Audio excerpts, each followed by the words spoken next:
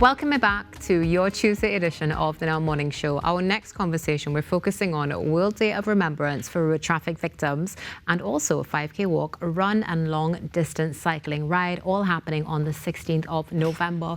Joining us is no stranger to the Now Morning Show, speaking about Arrive Alive and, of course, President of Arrive Alive, Sharon Inglefield. Good morning, Sharon, and welcome. Good morning, Natasha. Thank you for having Arrive Alive on your program this morning. It's a pleasure to have you here with us, and it's something that is so important that we get into the conversation about. Now, we were chatting off air. There have been some changes to, let's say, the observance of World Remembrance Day by Arrive Alive. But before we get into that, can we just get a little bit of the background of Arrive Alive itself? So Arrive Alive is actually 20 years this year, and it was started by Kirkwaith and Brent Batson when they saw the carnage on the nation's roads. They were working in their own private capacities in safety and health, and seeing the amount of collisions, serious collisions on our nation's roads 20 years ago, they started Arrive Alive. So of course we've evolved. We are not only about advocacy now and trying to provide stakeholders with education and with policy and law, good policy and law, and of course support the enforcers, our law enforcement officers, our fire services, our ambulance services, to ensure that they're trained up, etc., at all times, to support them, our first responders who suffer post-traumatic stress disorder from dealing with the carnage on our nation's roads every day, but to also support, of course, the families who reach out to us. Unfortunately, a lot of times we do just, as a small NGO, do not have the manpower to go and visit the families as we should. So I encourage the families to reach out to us, to reach out to me, whenever and if ever there's a need. So we try to support them with counseling, with groceries, with just listening, as well as the fact that we're in the schools trying to change from the youth all the way up to university level, toddlers, how to cross the road, wear your seatbelt. So from 4 or 5 years old, we're in the schools right up to university level, teaching about the breathalyzer, teaching about impairment, distraction, how important it is to maintain your speed and adapt your speed to the road conditions, because the greater the speed, the increased risk, and that's just common sense. Definitely. Sharon, and one of the things, or one of the terms you used just now was a small NGO, but definitely Arrive Alive is larger than life when it comes to Trinidad and Tobago, because you mentioned so many different ways the organization is working, and many will know from just going to different events. You always see Arrive Alive there pushing home this message of safety, particularly. Now, everything culminates, at least this month, with World Day of Remembrance for road traffic victims. We were discussing off air, speaking about some of the offerings that are happening, but very important is the why this year behind it. Share with us what that is. All right, so this year we're having a 5K to commemorate our 20-year anniversary, but it's also about changing the mindset with regards to our transportation system in remembrance of all those that we've lost on our roads and all of those who still suffer the trauma, the stress of looking after the injured, people that have really been injured seriously in traffic collisions. So the third Sunday of every year, World Day of Remembrance is commemorated around the world. We start with a long-distance ride because cyclists should be respected.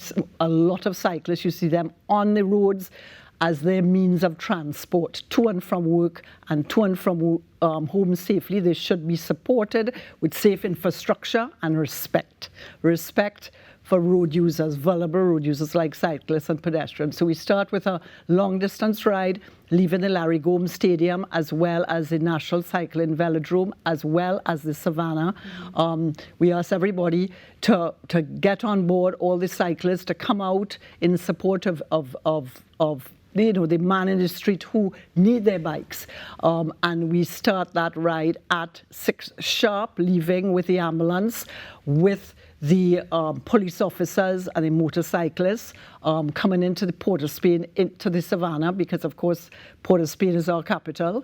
So a lot of people ask us, why Port of Spain? Port of Spain is our capital. So we come into Port of Spain, we meet at the Savannah. We also have a solidarity walk and cycle ride around the Savannah with the families. And we invite all the families to come out with your loved ones, with your friends, with photographs of who have died on our roads in remembrance of them. I always say, in a time of pain and grief, do something in their memory. And this walk is in their memory. And we want to, support each other in solidarity of what is happening in TNT still on our nation's roads and the carnage still on our nation's roads. We also have a traffic village where we have a lot of health and safety booths, again, to educate. And I always say, don't listen to the hearsay and the gossip. Come out and educate yourself. Read, pick up our booklets, ask questions. Meet the minister who will be there. The minister will be there giving out a few medals and prizes to those who come in first at the 5K. I don't like to push the competition. I think there's enough competition and aggression in our little island. So we want to push the family and the friends who are out there to support each other, to network, to really provide the kindness. Your last guest spoke about kindness, and so important that we have patience and kindness on our nation's roads, especially at this time of the year. We encourage corporate TNT with our sober zones, as you mentioned. Arrive Alive is out at a number of sober zones this year. Very important that corporate TNT take that on board with all the parties leading into Carnival, when a lot of our collisions occur. Bear in mind, we still have a lot of rain, so decrease your speed. Decrease your speed when the roads are wet. There's so many nuggets that you've just shared there, especially hearing, of course, one of kindness, also being patient on the road, because if it's one thing, we see many fall victim to that on a daily basis, especially as you mentioned around this season. But one thing you did say is that it starts at 6. Is this 6 a.m. or 6 p.m.? 6 a.m. Okay, 6 a.m. So we ask everybody to assemble at 5:30, the cyclists in particular, and we start the cycle ride, the long distance cycle ride at 6 prompt. The solidarity walk and cycle ride is a little bit later, and the 5K as well. But if everyone is there at 6, it means that the traffic village, you can walk around the traffic village, you can mingle. We have a prayer, we have a national anthem. I love the words of our national anthem and our pledge. If we said that in our schools every single morning, the pledge in particular, which a lot of us have forgotten. A lot of us have forgotten our pledge. The words are just so beautiful. So we have the national anthem at the start. So, you're never there too early, because again, it's about networking and mingling and really. So you mentioned simultaneously things are happening. So we have the Larry Gomes Stadium, we have the National Cycling Velodrome and Queen's Park Savannah. Right. Correct? So in other words, the idea is the south and central cyclists meet at the National Cycling Drome in Couva, Larry Gomes in the east, and then Savannah to Piarco and back. So those are the long distance routes. Definitely a massive event, to say the least. Yes. We would have been chatting off air very briefly, and you mentioned the 5K is already sold out. Is this something that we're going to see happening, do you think, on an annual basis moving forward? It depends how this year goes, because you could tell there are many moving facets. And the idea is, we want to become an all-inclusive society that encourages safe walking, safe cycling, especially in our transportation system. The big countries are decreasing speed limits because of the fact that since COVID, you want to live healthier lifestyles, less diabetes, less heart disease. So you want to encourage cyclists. In Amsterdam, the Scandinavian countries, they don't even wear helmets. Not that I'm encouraging not to wear helmets when you're cycling, especially if you're an athlete. But the fact is, the respect and the policy and the law is there to protect vulnerable road users. So really, really important that we change the mindset of all road users to respect the cyclists and the pedestrians who choose not to own a car, to not drive. Yeah, definitely something we all need to keep in mind. Unfortunately, we've already run out of time. Thank you so much for being here. Before we go, though, where can we find Arrive Alive? Facebook, Instagram, we have a website, everything is up there, the t-shirts are up there, the t-shirt collections are out.